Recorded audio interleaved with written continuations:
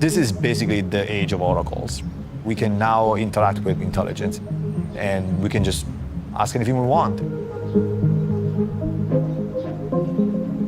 My name is Pietro. I'm a designer and developer, and I'm the CEO of MagicPath, and it's a design tool with AI at the center. I have this philosophy that nothing is real until it's in people's hands.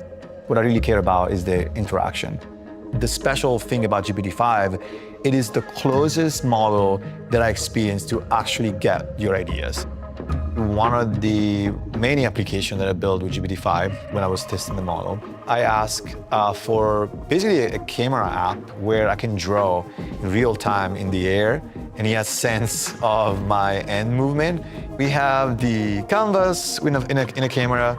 We have our hand tracking movement, which is pretty crazy. You can just resize the size of the brush just by doing this. When I open my palm, and if I close the palm, the palette goes down. GPT-5 just did this in one shot. And I think in particular with GPT-5, the things that really struck me the first time that I use it is that innate sense of creativity and taste. I asked GPT-5 to create a beautiful infinite canvas app where I can drag and drop photos, text file, and website all in one file.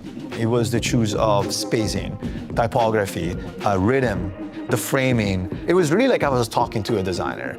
A lot of times you can be a great engineer, but you might suck at debugging. GPT-5 excels at it.